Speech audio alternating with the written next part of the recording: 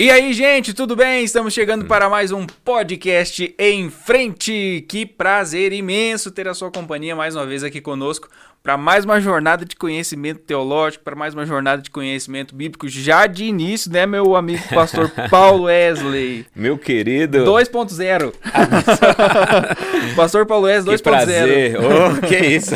Que prazer mais uma vez estar com você, né, nesse podcast tão abençoado, nesse canal que o Senhor tem levantado para ser bênção, para ser instrumento dele na vida de tantas pessoas. Isso mesmo. Mas eu ia dizendo que já de começo você pode dar sua curtida aí, não é? Opa! Comenta, tá bom? Aquele Pode like, comentar. né? Eu tenho certeza que muita gente passa por aqui, né? Mas não se inscreve no canal, por favor, se inscreve no canal, ajuda a gente, né? Se você se inscreve, se você comenta, se você curte, se você compartilha, o YouTube entende que esse aqui é um conteúdo relevante, né? E ele mostra para mais pessoas e aí a palavra segue em frente, né? Esse é o objetivo. Em frente. Em frente, esse é o objetivo. Mas, como nós acabamos de falar, nosso amigo pastor Paulo Wesley está mais uma vez aqui com a gente. Já tem conteúdo, né? Nós falamos do seu testemunho. Falamos. Foi uma bênção, né? Bem lá no início a gente caminhou nessa linha do testemunho, algumas experiências. Isso. E estamos aqui novamente. Hoje nós vamos falar a respeito da igreja, né? Nós vamos falar a respeito do pastorado, nós vamos falar de vários assuntos, todos envolvendo a igreja, o cenário atual da igreja, né? Eu acho que é um tema sempre importante a gente trazer e refletir sobre ele, tá? Mas antes da gente começar, eu quero falar para você a respeito do nosso amigo Adriano, da Autoescola do Adriano. Tá precisando tirar carteira de motorista? A Autoescola Adriano é uma excelente opção aqui em Betim para você, tá ok? Tem QR Code aí passando, tá bom? Tem o link na descrição aí também, você vai clicar e vai entrar direto aí em contato com o pessoal da Autoescola Adriano. Aquele curso de legislação, a parte mais críticazinha assim, ó, você vai fazer aí numa plataforma online. Tá, o pessoal está se atualizando aí, tá bacana, instrutores bem preparados para fazer com que você realize esse sonho e também supra essa necessidade que é a carteira de motorista nos dias atuais, não é? Show de bola. Pastor, conta para nós aí como que tá a igreja, como que tá a membresia aí, testemunhos que a gente sempre gosta de ouvir. Sim, que bom. Uma pergunta já interessante, né? Sim. Nós já vamos caminhar para o 8º ano.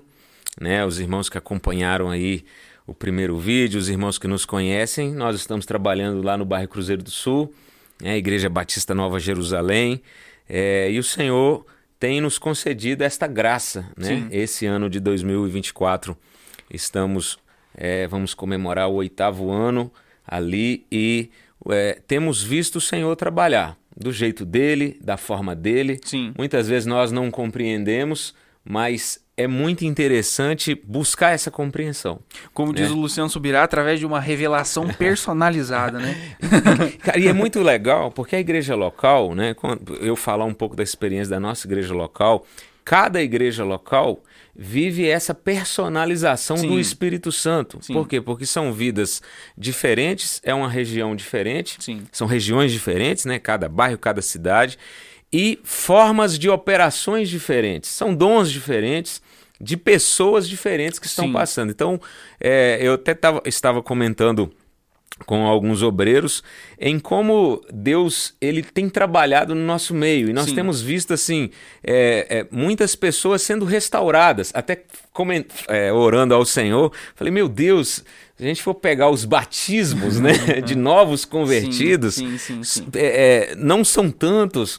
Eu gostaria de ver novas conversões e Deus ele tem me mostrado ao longo desses últimos anos e desse tempo recente em como nós temos trabalhado com essa demanda nova. Eu vou dizer nova porque esse fenômeno dos desigrejados, de pessoas assim frustradas com o evangelho, não com o evangelho, mas com a denominação, com a instituição, com a maneira como talvez a igreja ou algumas instituições têm carregado, né, o evangelho. Que depois nós podemos até falar que realmente tem que se colocar na mesa como que é levado, né? Essa maneira de gestão das igrejas, tanto no aspecto teológico como no aspecto do trato. Enfim, podemos depois entrar aqui.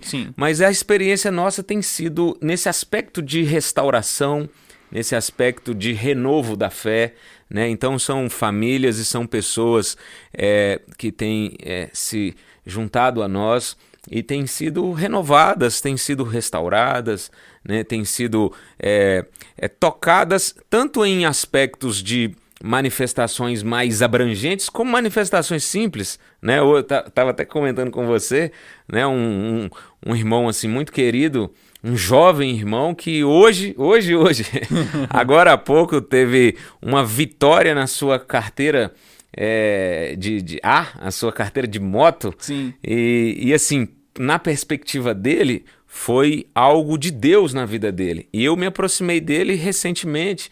Ele tem sido renovado, já tinha feito algumas visitas lá na igreja, mas ele tem sido renovado para a questão da fé. Ou seja, uma vitória simples para ele foi impactante. Sim, sim. Né? Então essas experiências assim que têm acontecido, experiências de restauração, experiências de renovo na fé, experiências de crentes que estavam afastados, eu estou vindo de uma família agora, estava visitando agora, inclusive lá dessa visita que eu recebi a notícia da vitória da autoescola, mas essa família também é uma família que tem sido renovada. Então nós estamos vivendo um tempo onde há essa necessidade de alcançar essas pessoas chateadas, frustradas, alguma coisa aconteceu, algum desacordo, né, algum problema. Isso acontece. Por quê? Porque nós somos homens, nós somos seres humanos e Deus escolheu homens frágeis e falhos para trabalhar através da vida deles. E entender esse processo para vencer nossas frustrações e nossas questões é muito interessante. Sim. E Deus tem assim usado de uma maneira, né, você perguntando, hoje nós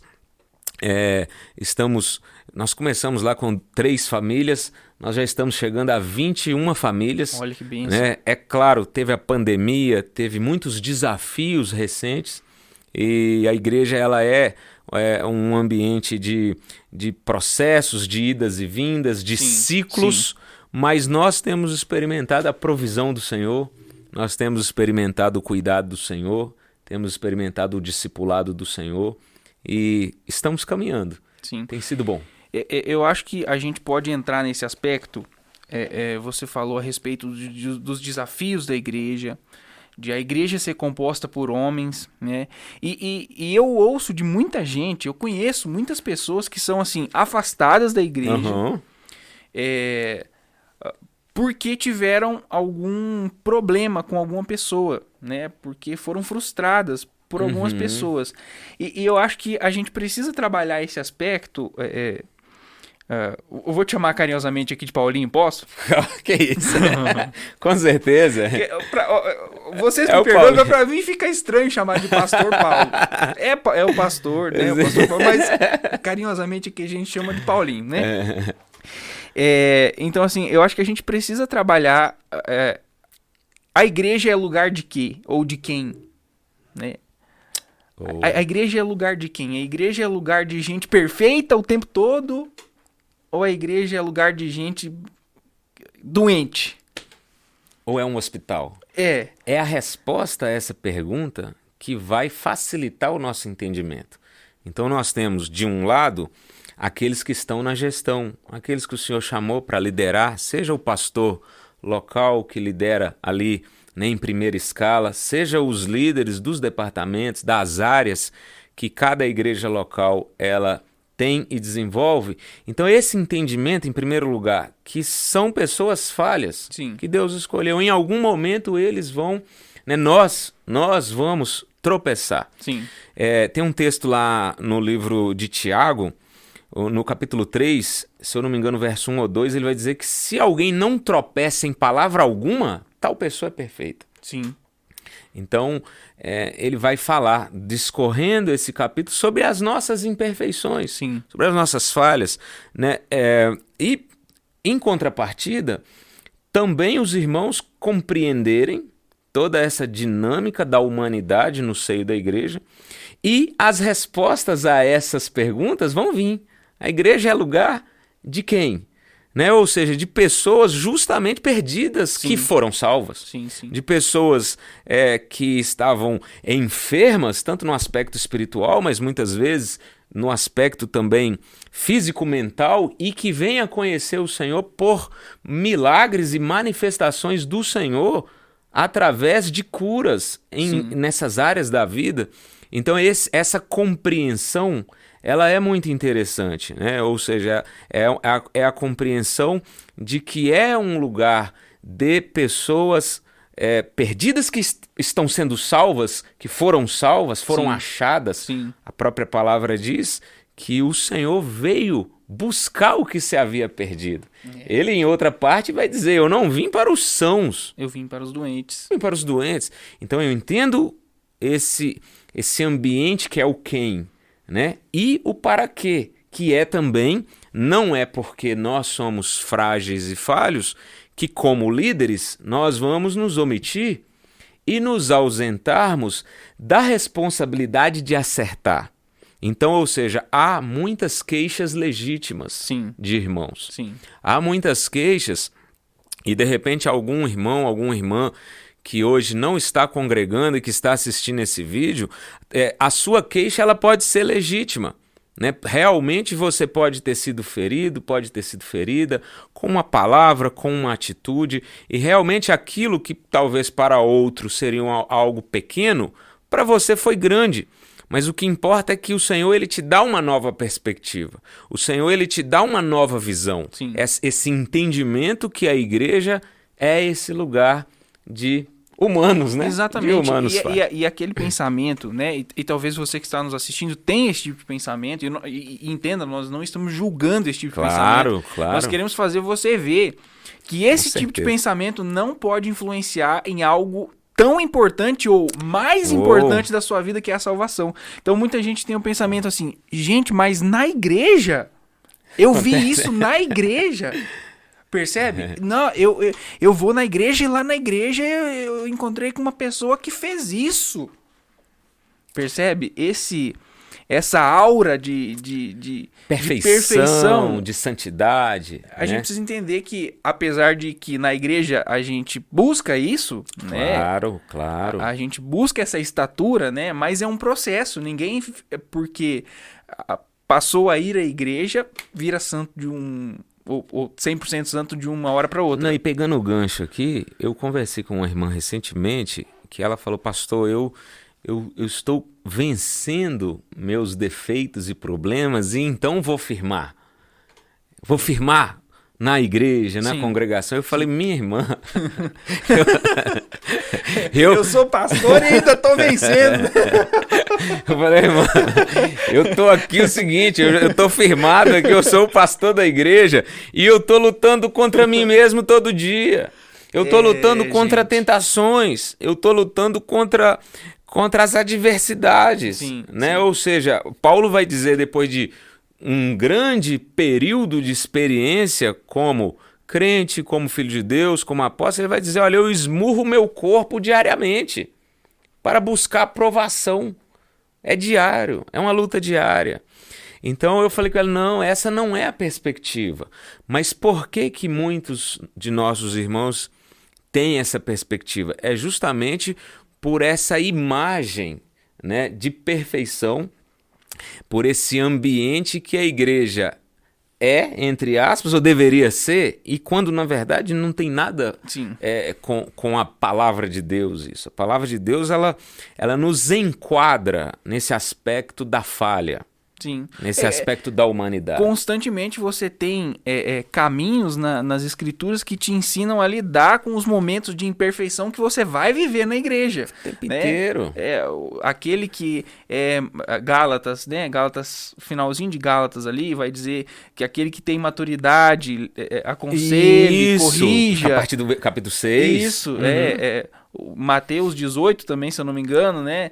Se o irmão pecar contra ti, vá até ele, né? Então significa que no ambiente da comunidade, ainda que Mateus você não tem esse conceito de igreja ainda, né? Sim. Naquele momento você não tem conceito de igreja que a gente como tem, a instituição, né? a instituição igreja, mas você tem o conceito de comunidade ali, eclésia, né? O conceito de comunidade ali, né? De ajuntamento, né? De ajuntamento. Então, você tem a Bíblia ensinando a você lidar com as falhas, com as situações que vão te decepcionar no ambiente de igreja. O tempo inteiro. Inteiro. E a pergunta que eu quero fazer para você, né, pra a gente talvez discorrer um pouco mais você deve deixar isso influenciar a sua salvação? Aí... Porque, de fato, estar fora do ambiente da igreja é perigoso. Claro, porque aí nós vamos em contramão da vontade de Deus. Então, para responder essa pergunta, nós precisamos primeiro aqui estabelecer, nós precisamos relembrar alguns fundamentos. Então, em primeiro lugar, é a vontade de Deus que nós estejamos unidos como irmãos, né? É isso que forma o que nós chamamos de igreja, ou seja, esse contexto de comunidade. Então, lá em Hebreus, no capítulo de número 11, né, se eu não me engano... Eu acho que eu estou procurando esse texto aí mesmo. 11:25, ele vai dizer, não deixemos a nossa congregação... 10:25. É o 10:25. É o 10:25. Não deixemos a nossa congregação como é costume de alguns. Antes, né, você pode até fazer a leitura do texto, admoestamos uns aos outros. E eu queria ler o texto seguinte também. Só para a gente embasar, porque, por exemplo, para a gente embasar a nossa resposta, nós temos que entender a vontade de Deus em relação ao tema. Então a Bíblia, ela é em vários, né? Esse é um texto que nós estamos usando. Sim. Nós podemos usar Mateus 18, nós podemos usar vários textos das Escrituras, o livro de Atos praticamente todo, né? Atos 1 especialmente, onde os 120 permanecem unidos diante de divergências e dificuldades, e vamos dizer assim, de uma demora da promessa se cumprir, mas eles ficam unidos. Então pode... Hebreus 10:25, né? 10:25.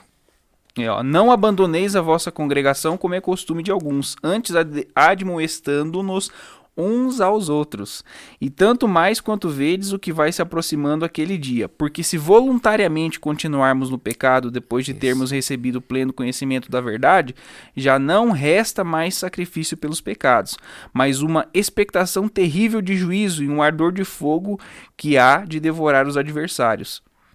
Estabelecida essa base, nós afirmamos com toda certeza, é perigoso. É perigoso. O próximo passo, nenhuma dúvida. Eu diria, baseado nesse texto, que o próximo passo para aquele que está fora da igreja, aquele que já teve contato com Cristo, né, tem consciência da salvação e está fora da igreja, o próximo passo é a apostasia. Sem dúvida nenhuma. Depois nós podemos ir até em Hebreus 6 para tratar um pouquinho dessa questão da apostasia, mas, ou seja, é muito perigoso. Por quê? Porque eu vou criando raízes de independência. Eu vou começando a achar e a ver da minha forma o que é a obra de Deus, o que é a igreja. Sim. Então, ou seja, na verdade, eu substituo a vontade de Deus pela minha. Eu substituo a visão de Deus, que ele já estabeleceu e é irremovível, pela minha visão. Ou seja, eu tiro os conceitos de Deus da mesa e trago os meus. Então, esse fenômeno dos desigrejados, e nós voltamos a dizer aqui que são legítimas várias das queixas, né? Os líderes e a instituição, ela não está isenta de ser responsabilizada, de ser humilde, para, inclusive, até muitos casos, pedir perdão, para conversar, para tratar com os irmãos. A gente quer deixar isso bem claro. Nós não estamos justificando a igreja. Nós não estamos justificando, não. Mas uma vez que os conceitos de comunhão estão estabelecidos, nós precisamos resolver nossos conflitos dentro de casa. Ou seja, isso não é só dentro da igreja. É dentro da família. Sim. É um conceito básico de resolução de crises e conflitos. É entre nós. é onde nós expomos, é onde nós abrimos o coração, é onde nós muitas vezes, vamos dizer assim, com maturidade suportamos. A Bíblia vai dizer incansavelmente, suportai-vos uns aos outros. Sim. No amor de Cristo, amai-vos uns aos outros. Quando a Bíblia fala, quando a Bíblia define o que é amor lá em 1 Coríntios 13, vai dizer, olha, o amor é paciente, o amor tudo suporta, né? Ele vai falar outras coisas, mas eu vou pegar tudo suporta. Esse tudo suporta é justamente para dizer que nesse ambiente chamado igreja, que é a comunidade, onde nós estamos congregados, vai haver situações que você vai pensar e vai dizer, vai ser insuportável. Sim. Essa situação é insuportável, não aguento mais, não quero mais isso. E aí, deixar, como eu quero voltar ao que eu coloquei aqui, deixar essas raízes de independência penetrar nesse solo egocêntrico, porque ele vai se tornar egocêntrico. Porque eu estou substituindo a visão de Deus pela minha. Eu estou substituindo o plano de Deus pelo meu, a percepção de Deus. Eu falo lá na igreja o seguinte, que a palavra de Deus e a vontade de Deus são reveladas pelo próprio Deus. Ou seja, Deus é que faz a exposição da sua palavra. A Bíblia explica a Bíblia. Sim. A vontade de Deus explica a vontade de Deus, porque ela é dinâmica, ela é diversa, ela é multiforme, essa graça. Sim. Então, a própria vontade de Deus vai trabalhando em aspectos diferentes da vontade, em cada área da nossa vida, em cada situação, em cada aspecto. Então, é muito perigoso. Então, nós podemos firmar essa pergunta sua, eu posso dizer, é muito perigoso, e o próximo passo pode ser a apostasia. Você falou a respeito de egocentrismo, né, de egoísmo, e realmente eu penso que essa ideia de que eu não vou à igreja porque lá na igreja tem situações que eu não concordo, ou tem situações erradas, eu penso que isso parte de um sentimento egoísta muitas vezes. Porque você está se colocando num lugar de uma pessoa que nunca vai errar. Você se colocar num lugar de uma pessoa que não quer suportar a outra pessoa é estar se colocando no lugar de uma pessoa que nunca vai ser suportada. Você não suportar alguém faz de você alguém desamparado na hora que precisar de suporte. Uau! Olha como que você levantou. E isso parte de um sentimento egoísta, parte de um egoísmo. É tipo assim, eu sou bom demais pra se misturar com aquele povo ruim. Não, e deixa eu te falar, é tão ruim porque você vai entrar no que nós chamamos de isolamento. Sim. E aí você entra numa... Porque veja bem, a fé ainda está aqui. Querendo ou não, se te perguntar, você crê em Deus? Você vai responder, creio. Né? Quem criou o sol? Não, creio.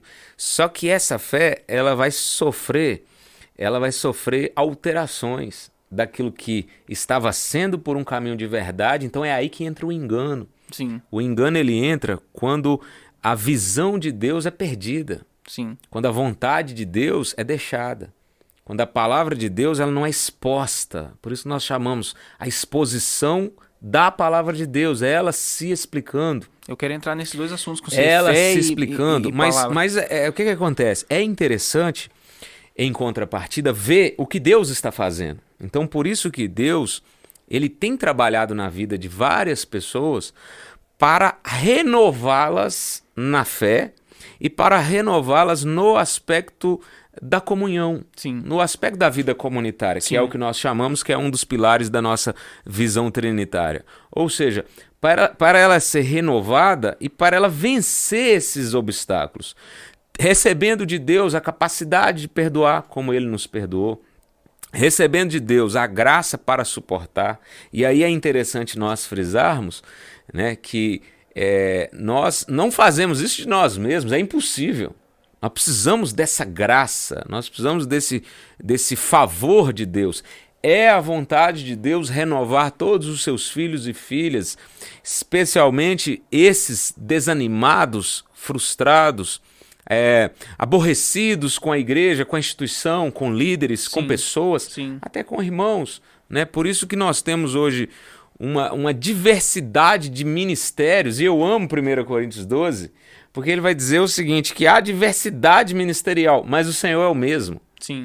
E há várias formas de operação, mas é o mesmo Deus quem opera tudo em todos. Ou seja, às vezes é necessário uma pessoa que vivenciou uma crise, um conflito com alguém, com a instituição, com algum irmão, ele ter esse tempo em uma outra comunidade e ali ele passar um processo terapêutico de restauração espiritual. E quando ele se encontrar, de repente, com essa pessoa, com esse irmão, com essa igreja, ali se resolve, ali há um perdão mútuo. Sim. É o que aconteceu, né, com Paulo, com Barnabé, com João Marcos. Sim, sim. E olha que eles eram obreiros. Sim. Irmãos, essa semana, né, eu não sabia que nós iríamos caminhar nesse tema, mas essa semana eu estava num discipulado com alguns irmãos lá da igreja e eu falei com eles, falei, olha, aqui nós estamos falando de obreiros, de líderes de frente. Então, a Bíblia lá em Atos 15, no final do capítulo 15 lá, a Bíblia vai dizer que Paulo teve uma grande contenda com Barnabé, por causa do sobrinho de Barnabé. Barnabé queria levar o menino para a segunda viagem missionária. E Paulo falou, não, ele nos abandonou na primeira. Ele achou que era parquinho, né? Ele achou que era férias, a Bíblia praia. não fala, mas aconteceu. A gente conjectura, né? A gente conjectura se é uma malária, uma enfermidade, alguma dificuldade financeira. Que assustou ele, né? Ele era mais novo, mas ele pulou fora do barco. Sim. E a grande verdade é que Barnabé queria o quê? Dar a ele uma segunda chance. Ele era parente dele e tudo, mas independente de ser parente, na minha perspectiva, Barnabé estava com um coração amoroso, misericordioso. Sim. Uma segunda chance, vamos conosco. E Paulo fecha o coração. E Paulo contende, a Bíblia fala lá, tem tradução que fala não pequena contenda, tem tradução que fala grande contenda, tem tradução que eles tiveram um grande conflito. Sim. Você pode ler as traduções aí, né? NAA, NVI, NVT. Então, foi uma grande contenda, a ponto deles se separarem. Olha pra você ver. E repare que Barnabé foi o protagonista para inserir Paulo na presença dos apóstolos. Sim. Então, Barnabé era o grande amigo de Paulo no colégio apostólico. Sim. Barnabé foi o que introduziu. Barnabé ele tem assim, uma influência gigantesca no ministério do apóstolo Paulo, porque ele introduz o apóstolo Paulo. E agora eles estão o quê? Separados. Vai um para um canto e Paulo, né, com Silas, vai para outro canto. Então, qual que é o entendimento? O Senhor entendeu a natureza falha, difícil deles como humanos. E o Senhor, eu até falei, o Senhor não teve nada a ver com isso. Falei, isso aí depois eles se viram, eu vou ministrar na vida deles. Mas Deus usou o Barnabé e o João Marcos num canto, e Deus usou Paulo e Silas em outro canto. E o tempo foi passando e Paulo foi ministrado. Certamente eles se reconciliaram, porque nós temos uma segunda carta de Paulo a Timóteo, falando para Timóteo trazer alguns itens que ele julgava ser essencial lá na cadeia, né? Livros, pergaminhos, e ele falou ali, João Marcos. Sim. Porque ele me é muito útil. Aquele que era... eu me lembro que quando a gente... Ele me é muito útil no ministério. Quando a gente estava estudando, eu não lembro qual livro que a gente estava estudando, eu acho que era Atos agora, a gente finalizou Atos agora no estudo bíblico da igreja que a gente faz parte, e a gente falou realmente sobre isso. O João Marcos, que era inútil, agora no final de Colossenses, né? No final de Colossenses, Paulo fala, agora ele me é muito útil.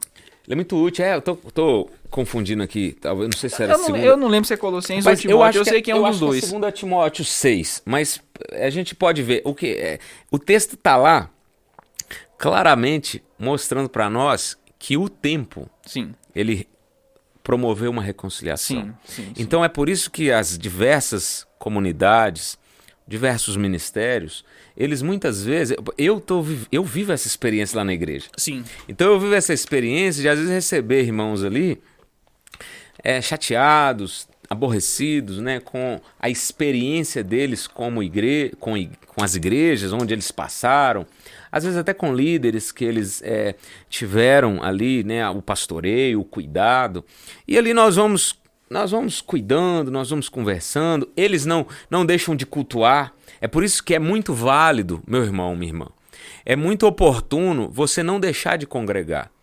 Buscar uma direção de Deus, porque Deus ele te leva para um lugar, né? Eu tenho certeza que eu estou falando com alguém que certamente viveu ou está vivendo essa experiência. Deus tem muitos lugares com muitos homens e mulheres de Deus para passar esse processo com você, te cuidando, orando com você, ministrando a palavra sobre você e sua casa, a fim de que haja uma restauração. Sim. Mesmo que você não volte para aquele ambiente, para aquela igreja e a caminhar com aquele líder, mas que você resolva isso. Que você resolva isso. Com certeza. Né? Alguém já falou para mim, eu não conseguia dormir, eu sonhava com o pastor, com a igreja. Eu sonhava, eu tinha pesadelo. E era aquela coisa que estendia para a vida dele. Então, orando, conversando, e estando em comunidade, o Senhor vai ministrando, o Senhor vai trabalhando para que haja reconhecimento, para que haja humilhação. Sim. Para que haja humilhação, sim. Especialmente da nossa parte. Especialmente da nossa parte. Muitas vezes nós queremos que o outro que pisou no tomate conosco, que ele seja o primeiro a humilhar.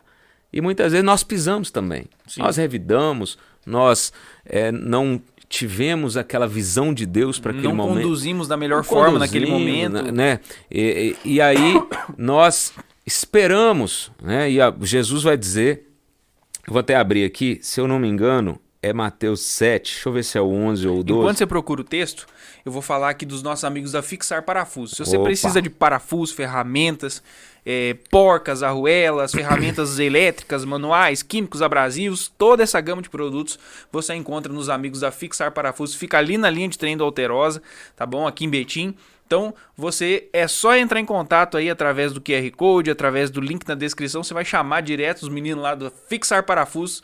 De certeza tem um atendimento especial para você lá, precinho camarada, que o pessoal da Fixar Parafuso sempre tem lá para te atender muito bem. Boa. Show de bola. Olha só, o texto é Mateus 7,12. Achei que era o 11 aqui, olha. Olha o que Jesus ensina. Portanto, tudo quanto quereis que as pessoas vos façam, assim fazei vós também a elas. Pois esta é a lei e os profetas. Ou seja, é a minha reação, a minha resposta.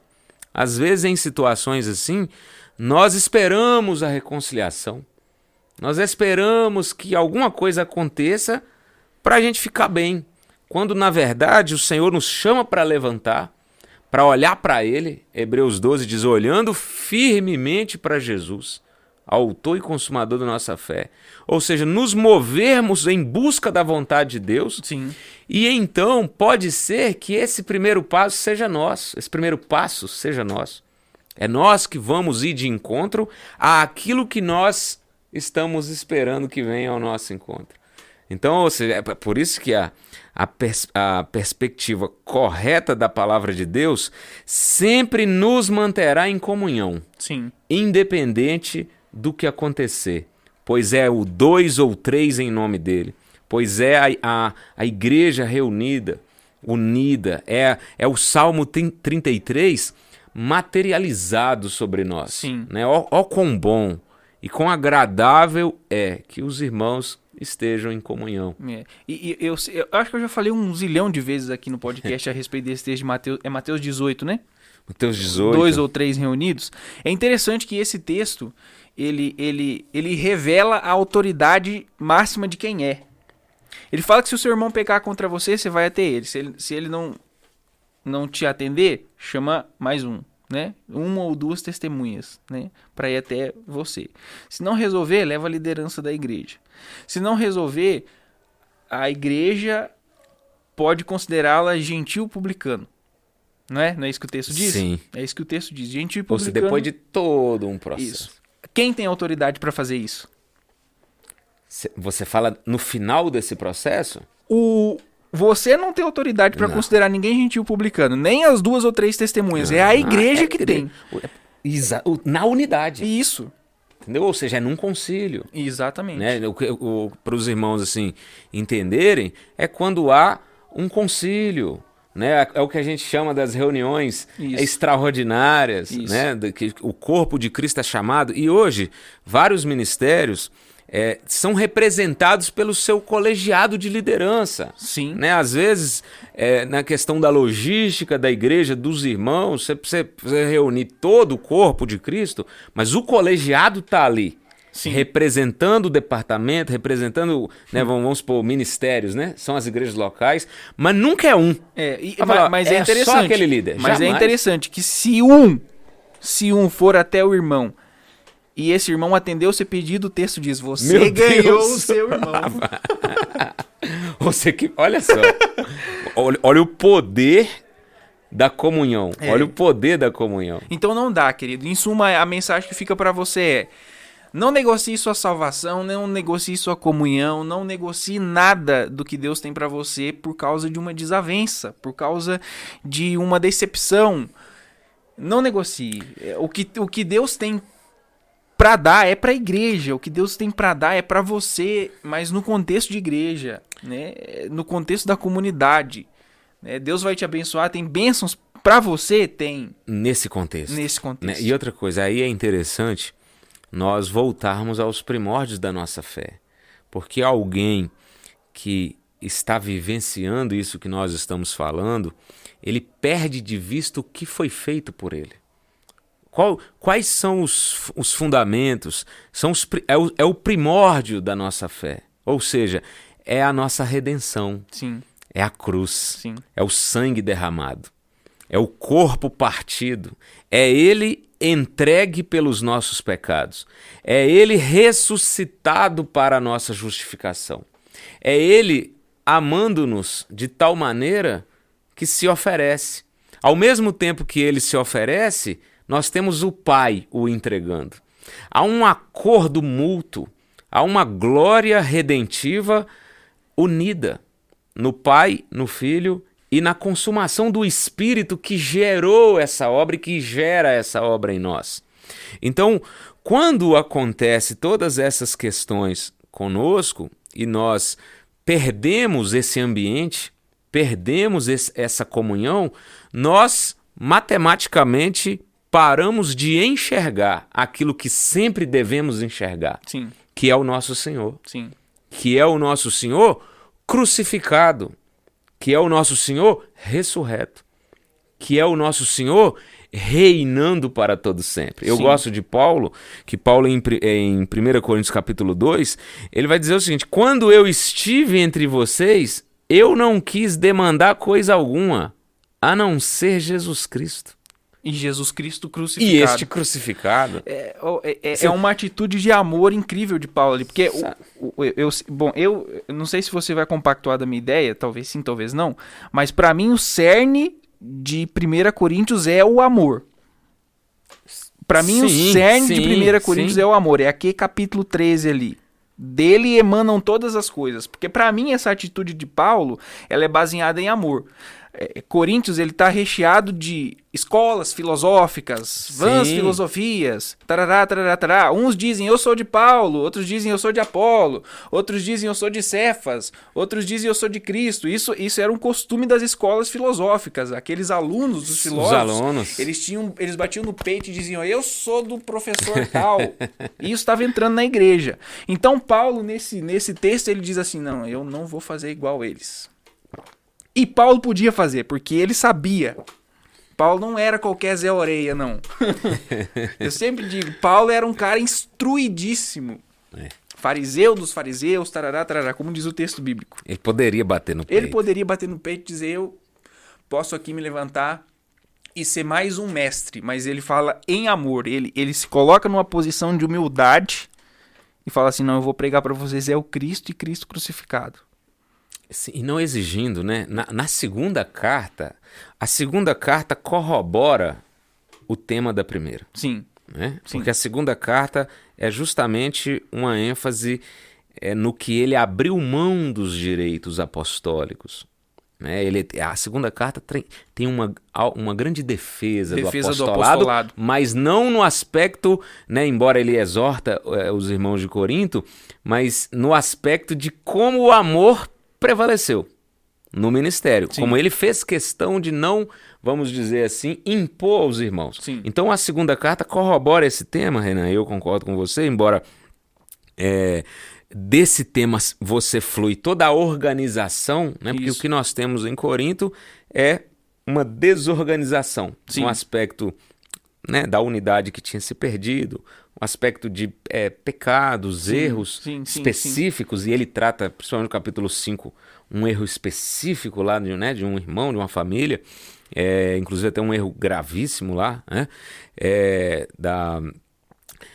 Do filho que tinha relação com a própria mãe, então, não ou era? seja, você tem toda a falta de amor. Sim. O uso dos dons, né? Sim. Que Na era ceia. na ceia. Uns não esperavam pelos outros. Então o amor ali, pra mim, sob esse olhar, pra mim o amor é o remédio. É o cerne, é o remédio que ele apresenta, né? Não, e tanto é que o amor continua sendo o remédio e o cerne. Sim. Por que Deus nos levou a essa temática? Porque nós estamos vivendo essa época onde parece que nós temos o desafio de reevangelizar. Sim. É esse o desafio, né? Embora há muitas pessoas que não têm a experiência da salvação, da redenção, e nós pregamos o evangelho, mas hoje o evangelho está tão difundido e tantos meios de comunicação e tantas igrejas que o que se precisa é que haja uma apuração do evangelho entre aquilo que está sendo ensinado, ministrado, vivido. Assim, em outras palavras, você está querendo dizer que tem gente que está prestando um desserviço ao evangelho. Por isso que nós voltamos aqui. Queixas válidas. Sim. Queixas válidas de irmãos que não foram ministrados o que deveriam receber de ministração. Então, você tem um controle, você tem uma posição de dependência. Você tem uma posição de dependência, a pessoa ela vira um efeito dominó. Sim. Ela não foi levada a olhar a Jesus, a Cristo, ao reino, né? A esse amor que o Senhor nos chama para viver ele. Mas ela foi levada ao quê? A se fixar em um modelo, em um parâmetro organizacional, em um homem, em um líder. Sim. E este que muitas vezes não depura a sua mensagem, pelo contrário, ele muitas vezes conturba com a sua mensagem, levantando polêmicas desnecessárias, levantando até mesmo assuntos que já estão resolvidos nas escrituras, mas ele coloca como opinião dele, e a opinião nossa com aquilo que Deus já estabeleceu se torna uma heresia, ou ela caminha para se tornar uma heresia. E ela vai confundir, fala, poxa, mas foi assim que eu li, foi assim que eu aprendi. Sim. Eu gosto muito do texto de 2 João, da epístola. 2 João, que tem um único capítulo, né? 2 João 1,8 vai dizer assim: olhai por vós mesmos, para que não percais o fruto do nosso trabalho, antes recebeis plena honra, plena recompensa. Então, o apóstolo João está falando aqui, o nosso trabalho de pregação do evangelho, ele foi árduo. É como se ele estivesse dizendo isso. Eu sempre gosto de conjecturar ao ler o texto, né? Então é como se João estivesse dizendo assim, o nosso trabalho foi penoso. O nosso trabalho de pregação do evangelho foi árduo. Então ele está falando aqui, cuidem para que isso não se perca. Para que não se perca. E repare, o verso 7, porque a partir do verso 7, você tem aí nesse capítulo, né, alguns contextos. A contextualização. Então, a partir do 7, ele vai tratar justamente sobre falsos mestres e suas heresias. Sim. Então ele vai dizer no 7, entretanto, muitos enganadores têm saído pelo mundo, os quais não confessam que Jesus Cristo veio em carne.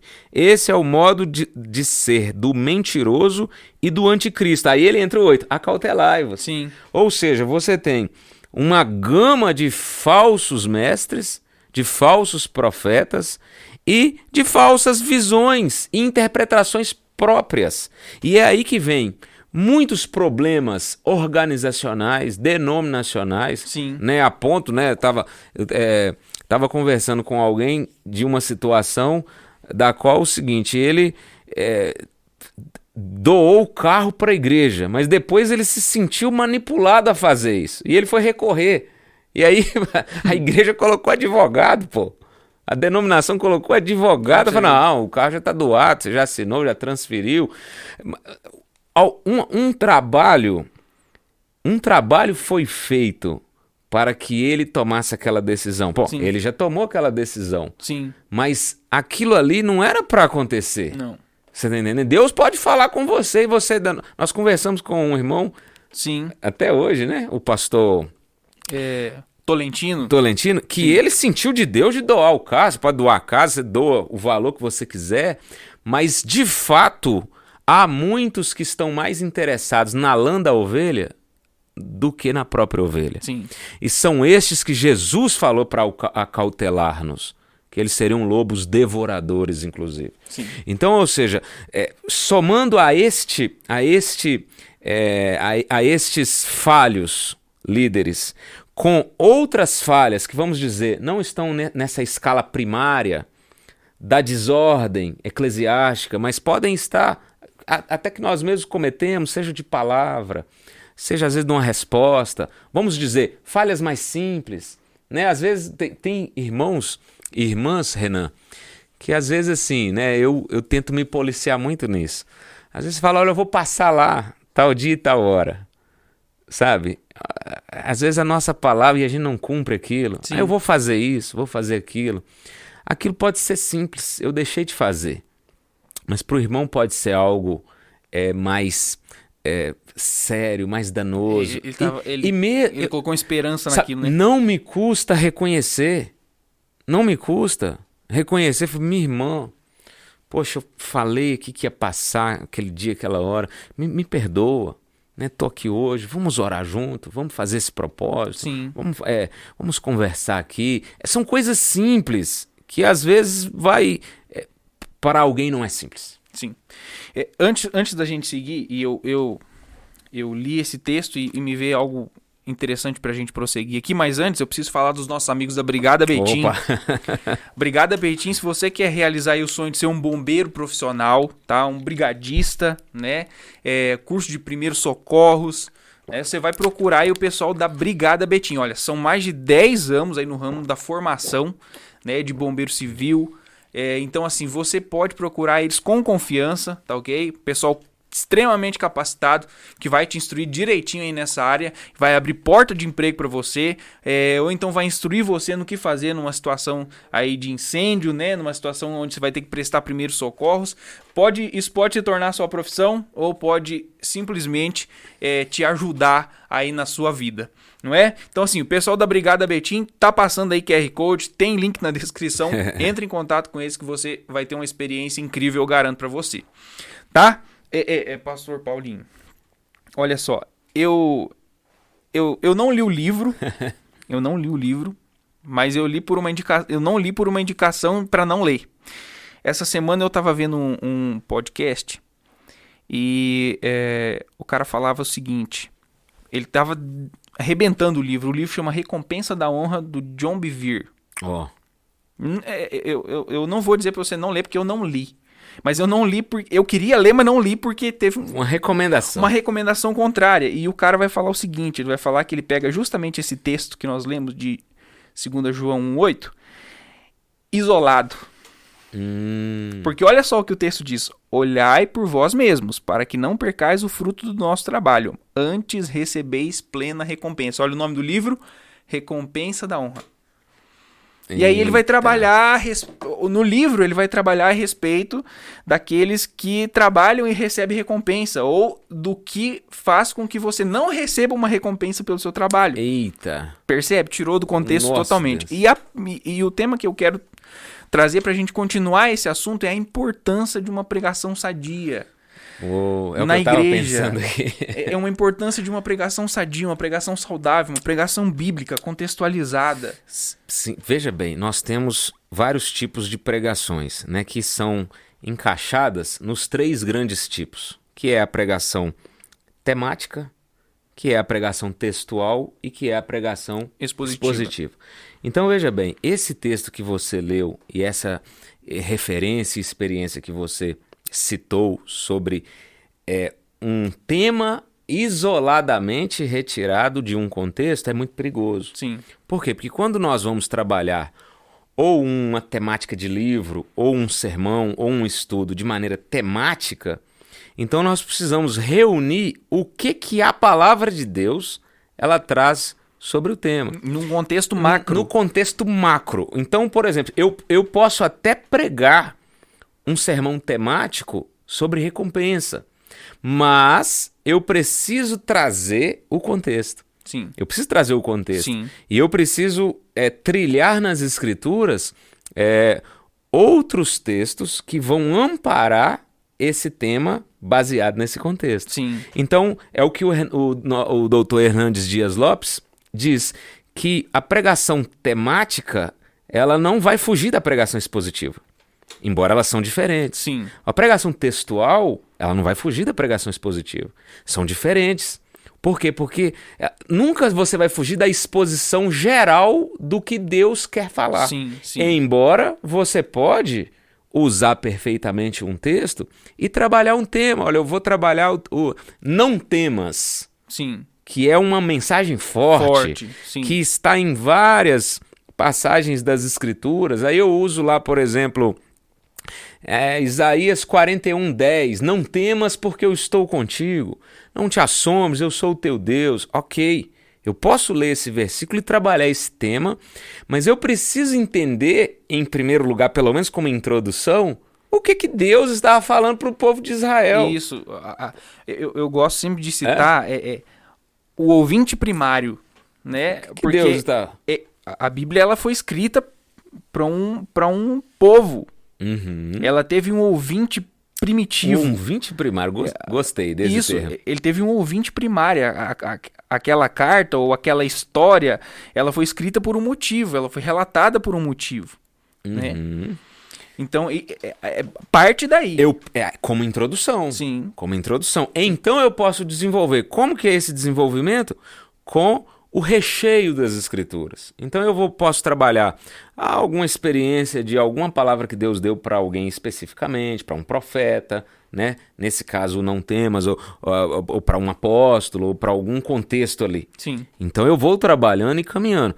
O que nós estamos vendo hoje, Renan, é o contrário. Em muitas pregações, em muitos livros, em muitas mensagens, até né, hoje essa gama de mensagens na internet, né, seja escritas, seja por vídeo no YouTube, né, nós precisamos analisar. Sim. Nós precisamos como os ter crentes de Bereia. Nós precisamos ter uma... Você gosta sempre...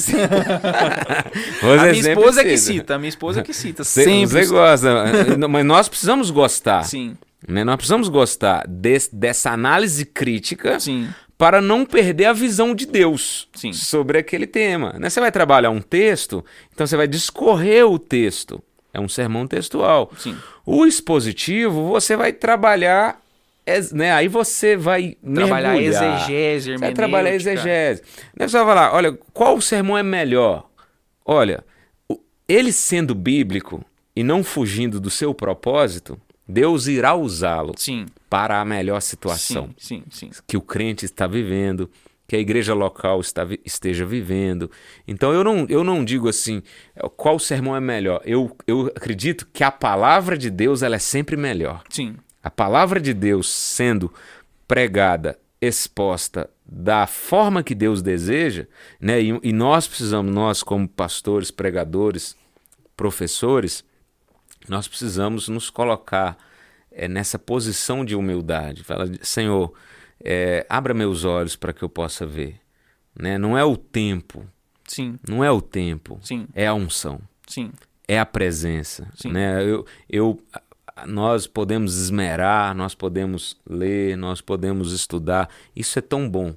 Mas é a luz de Deus. Sim. Né? É a luz do Senhor nos mostrando ali aquilo que é a vontade dele. E sempre vai coadunar, sempre vai corroborar na palavra, explicando a palavra. E aquilo que de alguma maneira nós não conseguimos discernir, fica com o Senhor. Porque nele estão escondidos todos os tesouros da sabedoria e da ciência. Sim. E lá em Deuteronômio diz que o que é revelado ele deu a nós, filhos dos homens, mas o que é oculto pertence a ele. Sim. Então, ou seja, a soberania é a resposta final para, porventura, alguma coisa, algum tema, alguma questão que nós não estamos entendendo. A soberania de Deus é sempre a resposta final. E ele, em um piscar de olhos, através do Espírito Santo, nos mostra, através da palavra e através do conjunto da palavra. Sim. A vontade dele. Eu acho que esse texto a gente pode, só para você que está nos assistindo entender melhor, olha, o 2 João 8 vai dizer assim, olhai por vós mesmos, para que não percais o fruto do nosso trabalho. O João está se incluindo aqui no texto. Uhum. Então, antes recebeis plena recompensa. Então, o livro do John Bevere, A Recompensa da Honra, ele vai falar a respeito de honra para aqueles que pregam o evangelho. Só que perceba, não é isso que o texto está falando. Como você leu o versículo 7, o versículo 7 ele já contextualiza. Claro. Aqui, eu estou na King James aqui, ela vai dizer, para não destruir, diz, a obra que realizamos com zelo. Olha ela é mais profunda. A obra que realizamos com zelo. Então, ou seja, é algo já aconteceu. Isso, algo que você falou também. A Bíblia, ela se explica, ela se contextualiza, ela é suficiente. Exatamente. A Bíblia Outra coisa, Renan, por exemplo, às vezes tem temas que a gente quer discorrer que eles estão de forma, vamos dizer assim, mais relativa para a gente tratar. Jesus falou sobre honra. Sim. Jesus caminhou. Exatamente. Não precisa. Não é que não você tenha, né? Exato. Que nós, até para os irmãos aqui. Isso, não é que não tenha honra para aqueles que fazem a obra de Deus. Exatamente. Tem. Jesus, ele fala isso em diversos momentos, né? Ele vai falar, por exemplo, em Mateus capítulo 6, né? A respeito daquele que faz que a mão direita, que a mão direita faz, a mão esquerda não saiba. Aí fala assim, não tem honra, é para que você não seja visto diante dos homens, mas o seu Pai Celestial, ele vai te honrar. Então percebe? Tem tradução que fala recompensará, que é o tema. Recompensará. Então assim, não significa que não tenha honra. Ele não está eximindo você da honra. Muito pelo contrário, ele está dando uma melhor honra. Nossa. Que melhor honra é a que vem do céu, de Deus? Uou. Não é? Então, assim, Jesus disse isso, né? Jesus falou assim, olha, eu não busco a glória de vocês. A glória que me é dada, ela vem de cima.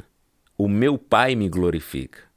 O meu Pai, Ele me glorificará. Então ele sempre estava fixado na recompensa do Pai. E é um perigo muito grande quando eu faço para Deus visando essa recompensa aqui. É um perigo muito grande. Sim. Acontece de sermos honrados por Deus aqui. Acontece. Ele diz, tanto nessa vida como na eternidade. Ele é galardoador, né? Acontece. Ele tem prazer em fazer isso. Ele tem prazer, mas esse não é o foco. E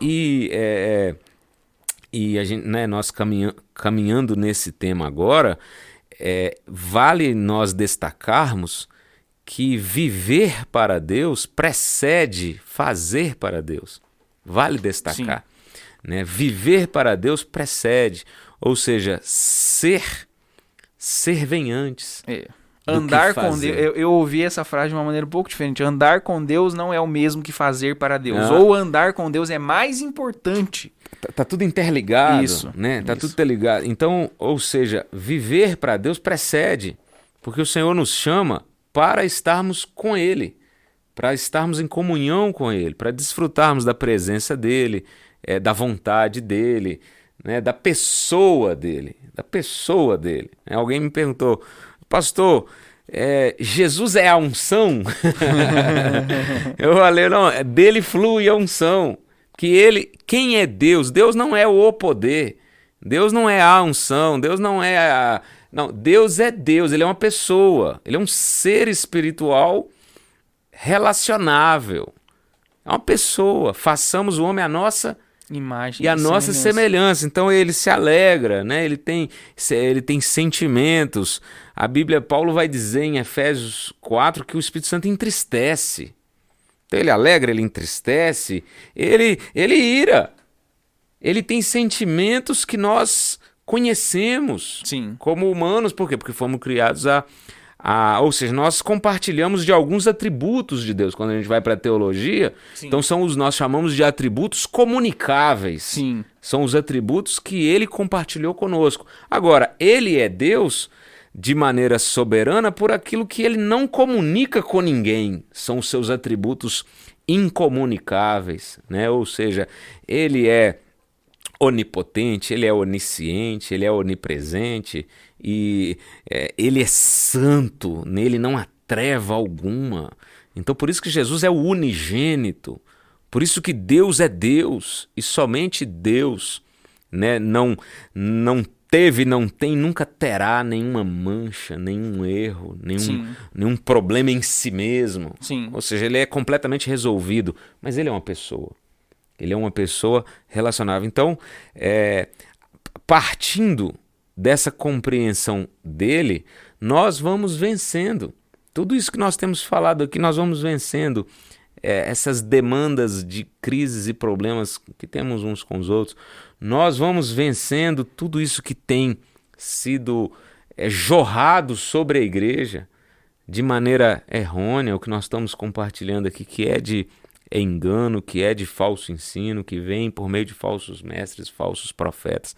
E nós nos agarramos à verdade que é ele. Então isso é muito interessante. Demais. Eu acho que a gente ficaria aqui. Eu vou fazer mais uma pergunta e nós vamos encerrar. Tá? Rapaz, eu vou fazer mais uma pergunta e nós vamos encerrar, que é pra gente fechar esse assunto mesmo. Olha, mas antes eu preciso falar pra você, mulher, tá? Você, mulher que busca aí novos patamares na sua vida pessoal, na sua vida profissional, você precisa conhecer uma pessoa. Chama-se Joana Dalva. Tá bom? Você precisa conhecer a Joana Dalva, tá? Ela oferece mentoria exclusiva, focada no desenvolvimento pessoal, focada no autoconhecimento. Então você precisa transformar sua carreira, precisa transformar suas relações. Conte com a Joana Dalva, tá ok? Ela é pedagoga, mentora especializada em mulheres. Você não pode perder essa chance de crescer. Tem QR Code passando aí, tem link na descrição. Entre em contato com a Joana Dalva e descubra-se. Ela vai te ajudar aí nessa caminhada, com certeza, de achar a sua identidade. Se você está precisando, por favor, fique à vontade. A Joana Dalva está à sua disposição. Meu amigo Pastor Paulo, eu quero te fazer a seguinte pergunta. Nós falamos sobre... Me chamou de Pastor Paulo. Paulo. Aí saiu naturalmente. Ele falou agora... Ele saiu naturalmente. Seguinte... nós falamos sobre a palavra, né? A importância de uma pregação saudável, né? E ela é importantíssima, já ficou claro. Ela é importantíssima na igreja, mas eu queria que você falasse um pouquinho mais, e aí a gente vai partindo pro final, sobre como uma pregação saudável ou quais são os benefícios de uma pregação saudável para o cristão, os benefícios de uma pregação saudável para a igreja. Eu queria que você falasse um pouquinho mais sobre isso. Olha, eu vou começar respondendo, trazendo aqui alegoricamente, né, a refeição que nós nos alimentamos no dia a dia. Sim. Né? Quando a refeição ela tá com um tempero fora da curva, quando ela tá, vamos dizer, né, destemperada, ou quando ela tá estragada, né, ela nos causa mal. Então, a pregação bíblica e a pregação saudável, o que ela vai promover? Vida. Ela vai promover saúde. E qual que é o caminho para que isso aconteça na vida do crente e na vida da igreja? É essa simplicidade de buscar. É o que eu ouço, né, os teólogos que a gente acompanha, que a gente vê, que Deus tem levantado, é o que eu ouço de todos eles. Nós precisamos voltar para as Escrituras. Sim. Nós precisamos voltar para as Escrituras. Por quê? Porque é nela que eu vou encontrar esse alimento que vai proporcionar essa vida. Então, eu voltando para as Escrituras, naturalmente o alimento vai fluir. Sim. Né? Eu, como pastor, os líderes que trabalham na igreja, ensinando, os professores, né, das escolas bíblicas, os irmãos que ministram, precisam, todos nós precisamos voltar para as Escrituras, e então a igreja vai desfrutar. Aí a gente entra nos detalhes da sua pergunta. A igreja vai desfrutar dessa vida espiritual, que não decorre de nenhum líder, mas da palavra de Deus, Sim. do alimento saudável. Sim. Já quando a gente come aquele prato de comida, às vezes simples, né? Eu gosto da comidinha no fogão de lenha. Sim. Você vai viajando, aí você passa no interior e come, então tá temperadinha, né? Não precisou de eu aumentar. Aí eu tô lembrando lá de Provérbios, não acrescentes nada. Nós acrescentamos. Sim, né? sim. Nós acrescentamos muitas experiências, nós acrescentamos e nós fazemos muitas vezes dessas experiências, desses contos. Lei pros outros. Lei pros outros. Tá o eu demais, doutrina. né? Não tenho problema, eu compartilho. Sim. Sabe, testemunho. Sim, sim. Eu lembro que você esteve ministrando lá na igreja, você compartilhou uma bênção que o Senhor fez. Isso, não, nós não somos contra isso. Isso não pode virar doutrina. Sabe? E isso precisa ser regrado. É como diz o outro, aconteceu comigo. Sabe? Precisa ser regrado. Porque a minha experiência, ela não vai virar parâmetro para a experiência do irmão. Até porque ele tem a vida dele, ele tem o contexto dele, ele tem o contexto da família dele. Vai acrescentar a fé. Isso. Assim que eu penso. Eu contando um testemunho meu, a sua fé vai ser fortalecida, mas aquilo não vira lei para você. Então, respondendo em detalhes a sua pergunta, é só para a gente ter essa base, que voltando às Escrituras e construindo aí um estudo, né, uma pregação, seja temática, textual ou expositiva, o que vai acontecer? Vai acontecer naturalmente esse fortalecimento espiritual, vai acontecer naturalmente essa renovação espiritual, vai acontecer essa unidade. A própria palavra de Deus vai gerando isso. Nós desenvolveremos habilidades de vencer conflitos. Sim. É muito interessante, né?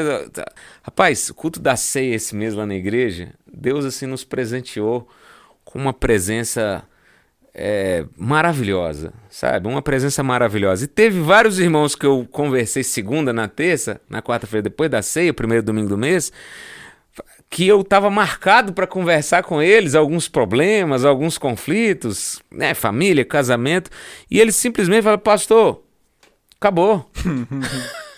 Tá resolvido. Resolveu, entendeu?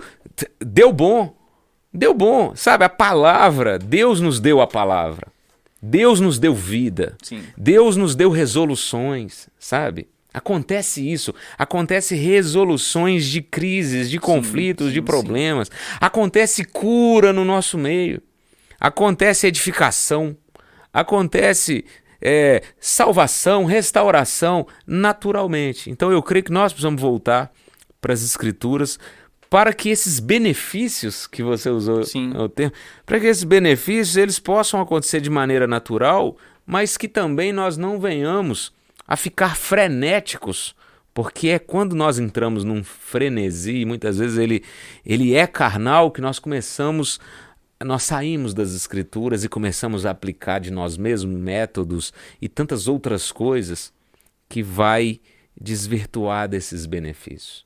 Você pode até ter o número, mas isso vai depois se perder, não vai ser saudável. Sim. O que a gente chama do termo, ou seja, a igreja inchada. Sim. Né? E aí nós fugimos do que nós conhecemos como o desenvolvimento e crescimento natural da igreja. E aí Deus trabalha com cada igreja local de uma forma. De uma maneira diferente. Né? Eu estava lá, teve um irmão, né, comparando a gente com um trabalho de 122 anos. Da igreja presbiteriana de Pinheiros. Eu falei, rapaz, eu sou fã dessa igreja. Sim. É a do Hernandes Dias Lopes. Arival Dias Casimiro é o pastor titular e ele é pastor auxiliar. Sabe, Deus está trazendo um avivamento ali para edificar todo o Brasil, né? Lá em Pinheiros, em São Paulo. E aí, assim, não cabe comparação. A igreja tem 122 anos. Então, cada igreja, cada ministério, cada região, há contextos, há diferentes pessoas e há diferentes propósitos de Deus para todos nós. E aí o que acontece? Mas, em todos esses lugares, se houver essa palavra pura, explicando-se a si mesma, a própria palavra, então nós vamos colher naturalmente os benefícios. Vai acontecer. Sim. Porque É inevitável, Renan, Deus não agir quando estamos na vontade dele. É o compromisso que ele tem com a sua palavra. Não tem. Olha, não vou despedir vocês de mãos vazias. A palavra fará o que foi proposta. Agora, cabe a nós discernir, cabe a nós respirar fundo. São contextos, são tempos e épocas. Deus pode soprar um avivamento. Sabe, eu falo lá na comunidade do Cruzeiro do Sul, com os irmãos, nós temos pedido a Deus para avivar a obra dele, para soprar o Espírito Santo, para trazer genuinamente sobre nós o seu poder, a sua virtude, a sua verdade. E é uma oração que nós precisamos fazer diariamente. Senhor, me ilumina, abra meus olhos para que eu possa ver, abre meus ouvidos para que eu possa ouvir. Isso é diário. Sim, ele sim, se sim, cerra, sim. Os olhos se fecham, sabe? E nós nos perdemos, porque deixamos que nossas opiniões e nossas próprias maneiras e métodos tomem o lugar daquilo que Deus quer fazer. E aí nós cansamos, ferimos, isso. Nós nos perdemos. Exatamente. Então eu creio que todos esses benefícios vão fluir dessa simplicidade, de nos voltarmos, de ouvirmos pessoas que têm se voltado à palavra, de ler pessoas, né? É muito importante. E aqui eu deixo você nem pediu o último conselho. Não, pode ficar à vontade. Que nós já estamos finalizando aqui. Pode dar o último mas conselho. Eu acho que pelo caminho que nós fomos levados pelo Espírito Santo aqui nessa oportunidade, eu diria assim como um conselho dessa nossa conversa, que examine, que peça a Deus iluminação espiritual, né? Você, meu irmão, minha irmã, que se feriu e que se aborreceu nesse contexto de igreja, por onde você passou, com quem você passou, peça o Senhor para abrir os seus olhos novamente, para que você enxergue o Cristo, para que você enxergue a cruz novamente, enxergue o sangue derramado, enxergue o corpo dele que foi dado. E você que caiu aqui nesse vídeo e talvez ainda não recebeu essa fé, o Senhor te chama. O Senhor, Ele quer ministrar em você essa salvação porque Ele te ama e Ele entregou o Filho dele por você. Ele te chama ao arrependimento, Ele te chama a reconhecer que Jesus é o Senhor e o único suficiente Salvador da sua alma. Então, que Ele nos ilumine, que Ele abra os nossos olhos para que possamos enxergar, que Ele derrame a presença dEle para que nós possamos entender. É o entendimento. Paulo fala, olha, eu não cesso de orar por vocês para que vocês compreendam, tenham entendimento espiritual, iluminação espiritual, a fim de que o Senhor descomplique essas coisas que são tão complicadas e que nos enferrujam na fé, que nos paralisam na fé. Sim. E que fazem com que olhemos para baixo e não para o alto, para as crises e não para as possíveis soluções. Sim. Então é isso, meu irmão. Meu amigo, é sempre um prazer estar com você. Rapaz, a gente não precisa nem... Eu peguei igual um carro a álcool que eu não vou parar de falar, não. Meu amigo, que Mas prazer, eu senti a presença de Deus, glória a Deus, nessa conversa. Bom. E eu creio que Deus está falando conosco. Sim, com certeza. Ele nos abençoou muito e tenho certeza que abençoa a sua vida também, que você possa compartilhar esse conteúdo. Comenta aí embaixo também, né? O que você pensa, o que você entende, nos dê sugestões. A gente está aberto a se relacionar com você que nos segue aqui no Em Frente, tá bom? Deus abençoe você, meu amigo, sua família, seu ministério. Um prazer. Amém. Prazer estar com vocês. Um grande abraço a todos. Que o Senhor possa nos abençoar grandemente. Isso mesmo. Meu povo, sempre em frente. Até a próxima.